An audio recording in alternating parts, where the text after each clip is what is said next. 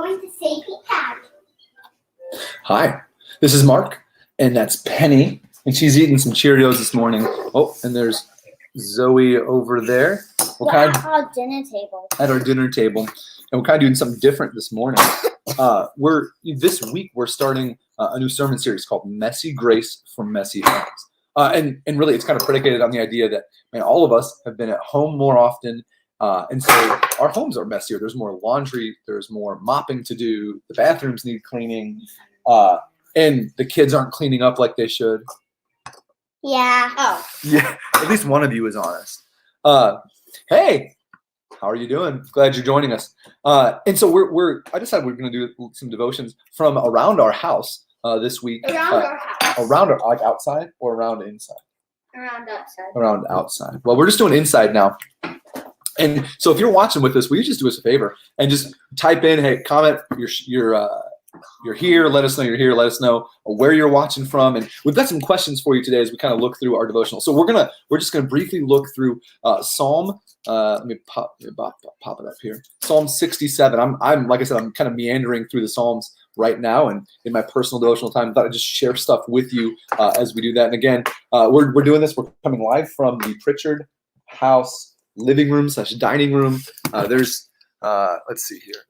Who is that over? That's Nico on his iPad. It's early. Don't tell anyone. That's your iPad. That's my iPad. Well, it's kind of his. He doesn't share his iPad with me.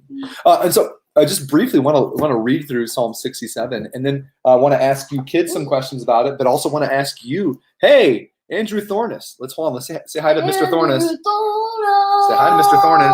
Hello, Mr. Thornus. I can't see. Awesome. Thank you for watching, Andrew. We're glad you're joining us from your office. Okay, so Psalm 67 says this: May God be gracious to us and bless us and make his face shine upon us, that your way may be known in the earth, your saving power among all the nations. Let the peoples praise you, O God. Let all the peoples praise you. Peoples isn't a word. Peoples is meant to describe all the different types of people. So when you say all the peoples of the earth, you're describing every person in different areas. But peoples isn't a word. Oh, hey, Johnson. Hey, I was going to you're going to say, that. hi, Johnson. Good to see you this morning. I'm going to say the people's names. Sorry. Okay, you keep an eye on that and keep the people on. So No. This is one of those prayers that we pray in the benediction. We prayed at the end of a wedding, and it's, may God be gracious to us and bless us and make his face to shine upon us. And I love that. It's this prayer that in any situation you can pray. God, may you be gracious to us. May you bless us in a pandemic. This is a pineapple. It's a pineapple, yeah. I'm eating a pineapple. Okay. We Eat your live in pineapple. Florida. We don't live in Florida. God, may you be gracious with us now. Yeah, we do. We do.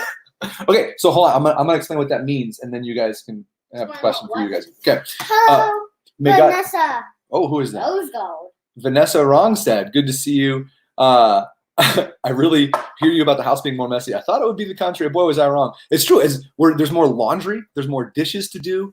There's more dirt in corners because we're just hanging out. And so I think I think in our lives too, there's more messiness in our families because we're hanging out together a ton. And so this sermon series we're headed into, Messy Grace for Messy Homes, is going to deal with a lot of that. So may God be gracious to us and bless us, make his face to shine us. What we're really saying is, God, in every area of our life, would you show us what we don't deserve? Grace is getting what you don't deserve. And so there's three kind of things. There's justice, which is getting what you deserve. And so if you get pulled over by a cop for speeding, you get a ticket. That's justice. Mercy is not getting what you deserve. So like if you get pulled over by a cop and he says, you know what, I'm not going to give you a ticket. That is mercy. Grace is getting pulled over by a cop, not getting a ticket, and getting a pizza. Hey, I pulled you over. You were speeding. You're going to get what you don't deserve. Here's a big pizza. So that's a picture of grace. And so what we're doing. Hey, Kayla. Good morning, Mrs. Gardner. Good to see you. Can't wait to hang out with you guys some more. And so when we're asking God to be gracious to us, what we're asking for is, God, would you give us what we don't deserve? Lydia. I don't think Lydia's watching. I don't think Lydia is watching. What we're asking is God to be gracious to us, which means, God, give us what we don't deserve. We're sinners. We're broken. We have broken homes and broken families. God, will you be gracious to us in our broken home? Will you be gracious to us in our marriage? Will you be gracious to us to give us the things that we haven't deserved and don't? You can grab some out of the freezer, buddy. We're eating tons of frozen pineapple to feel like we're in Hawaii, I guess. We're in Florida. Yeah. Right? And so we're asking God, be gracious to us. And verse 2 here, if you can see it, verse 2 starts with that your way may be known on the earth. So we're asking, God, would you be gracious to us? And it's not supposed to end on us. And a lot of us will pray, God, will you have your face shine upon us? Will your countenance shine upon us? But the goal isn't our own blessing. The goal is that by God blessing us, the nations would see. Hello, Kayla, gone now Oh, again. hold on, that's Emmeline and Dallin. You guys want to say hi to Emmeline and Dallin? Hi, Emmeline. Hi, Dallin. We miss you guys. Dallin. That was Hello, Emmeline. We miss you guys. Hey, Bobby, Miss Bobby, we miss you a ton and can't wait to hang out with you some more. And so may God be gracious to you and bless us, that your way may be known in the earth and your saving power among the nations. Let the peoples praise you, O God. Let all the peoples praise you. And so kind of the picture here is that God would show us grace, give us what we don't deserve, and that in God's blessing to us, and that those aren't just material blessings, but it's peace, it's joy, it's these kind of intangible things that we were created to experience. That God would be gracious to us, and that we would be so different and distinct in how we receive things from God that the world would desire that salvation. That's what it means in verse 2, that your way may be known in all the earth, that you're saving power among all nations. That God's blessing would come upon us, and it wouldn't just terminate on us just to make us feel good, but it would be something that God uses to show himself to the nations. Yes. This is the earth. These are the people. This is the earth. The bowls. These are the people. The Cheerios are the people. You're all a bunch of honey nut Cheerios. Yeah. Okay. Oh, we got to say hi to someone. Pamela Fairfax. Good morning. How are you? I want to ask you to do something really quick. If you're watching this, I want you to answer this question. How has God been gracious to you during the pandemic? How has God been gracious to you? Life has changed. It's easy to focus on the negative parts. Eli, Penny, Zoe, what are some things that God has done for you, been gracious to you, that you've loved as part of the pandemic? Zoe, go ahead. That he got on the cross, so we didn't have to do it. That's good. So in this pandemic, she's realized more about who Jesus is, that he died on the cross so we didn't have to. Eli, what are some ways God has been gracious to you? By letting me make pancakes. Why is that gracious? Well, because I haven't made pancakes before. Yeah. And it's really fun. Right. So you got to do something different that you haven't had a chance to do, and it brought you fun and joy that maybe you wouldn't have had. Penny, what are some things that have brought you some joy, or that God's been gracious to in the pandemic? Do you have anything? No, I can't. Cool. All right. So if you're watching this, we would love to hear. If you'll just type in, how has God been gracious to you during this hard time? Where have you seen God move? What are some things that God has done for you? And we'd love to highlight them as we keep talking. So verse 3, let all the peoples praise you, O God. Let all the peoples praise you. What I love about the Psalms is, if you were ever curious about when God's heart for the nations started, you can see it all throughout the Psalms. That the design of the temple was to be this beautiful place where Israel would worship, and that the nations would come to worship as well. That it wasn't meant to be it wasn't just meant to be this place where God was worshipped just by the Israelites, but God always has had a passion for the nations and for the lost to come. John Zinn has said, God has allowed us to keep writing business during this time. And I love that. John and Tammy are business owners, insurance, an insurance business, JTZ Insurance over there. Actually, not seeing the church, man. They're awesome. I'd encourage you, if you need some insurance. You want to see a flower? In any way, hold on. Go to them. But this has been one of those gracious things that John and Tammy did not deserve, but God has been good and gracious. John, thank you for sharing that. I appreciate that. And so verse 4 says, let the nations be glad and sing for joy, for you judge the peoples with equity. Thank you for getting these for us. Okay, I don't know who got those for us, but those are Mom's favorite flowers. Let the nations be glad and sing for joy, for you judge the peoples with equity, and you let the nations guide the earth. No, wait, can I keep reading? Yeah, go ahead. Okay. Verse 5. Let the peoples praise you, O God. Let all the peoples praise you. Awesome. And so what's focused here in verse 4 and 5, so the verses 1, 2, and 3 are, God be gracious to me. God be gracious to us, so that people see how good you are to your kids, and so they come to know you. Hold on, let's see. Vanessa Rongstad, let's see. Pamela Fairfax.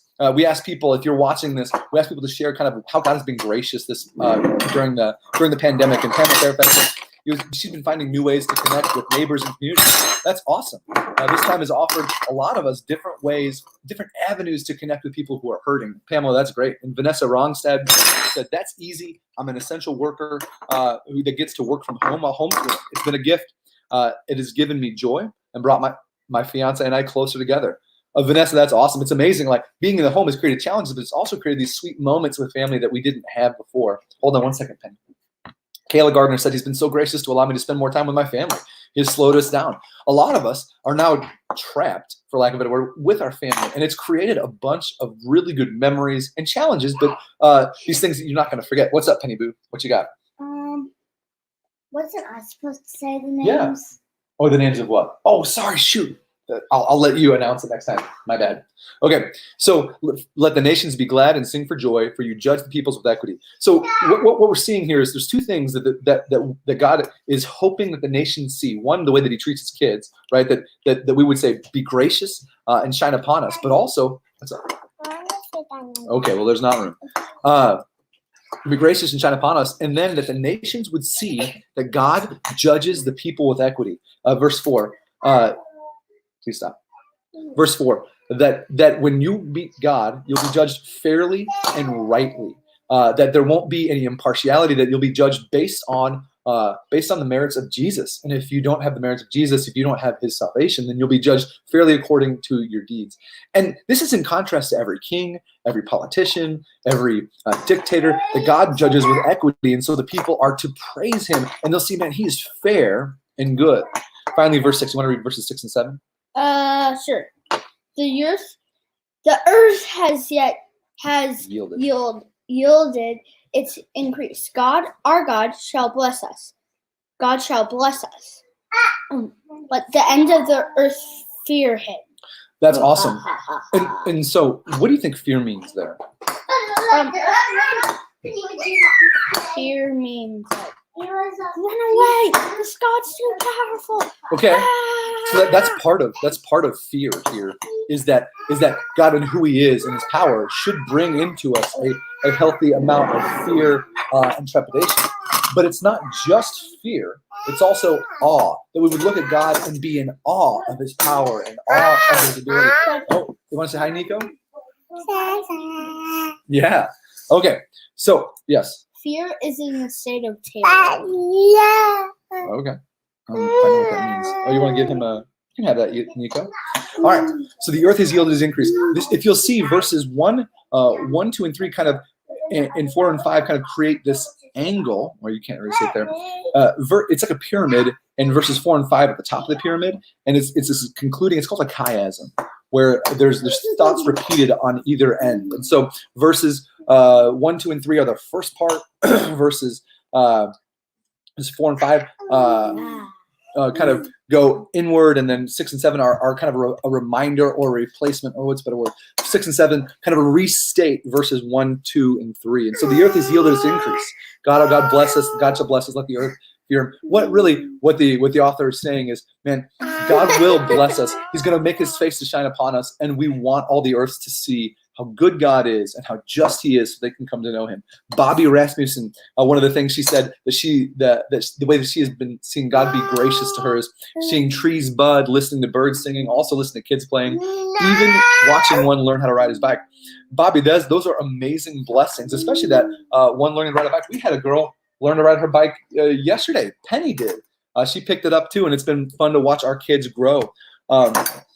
Essentially, when we're asking God to make your face shine upon us, we're hoping, God, will you bless us in ways we don't deserve, so that not only we don't want it to terminate on us, but we want the rest of the world to see how good and just you are, so that they will come to worship you. And so I would encourage you this today to spend some time praying, God, will you be gracious? Will you give me what I don't deserve in my marriage, in my parenting? God, will you give my kids what they don't deserve? So that as you bless us, God, my neighbors will see, the nations will see not only how good you are, but how just you are, and will come to know you. So that is Psalm 6 and 7. Thank you, Pamela, John, Vanessa, Kayla, Bobby, for sharing how you've been gracious. If you're watching this later, will you just share with us how God has been gracious to you in the pandemic? I think it's a great thing to remind kind of what God has been doing and how he's been working. So we're going to sign off here. Eli wants to show you something. I'm not sure what it is. Let me see here. I don't know what that is. Okay, cool. So that is a thing Eli is showing you. But we would love. Look, this is Messy Grace from Messy Home. We've got Nico on the table. Say hi, Nico. Not amused at all. Again, we're so grateful you all join us. Love you. Can't wait to be in person with you again. And man, we just miss you. Hope you all are doing well. We'll talk. Also, watch my cooking show. Watch cooking. Wait, the cooking thing that I made. Live. Oh, on Instagram. Yeah, Eli has a cooking show on Instagram. And if you like messiness, it's a great show. All right, we'll see you guys. Oh, end broadcast.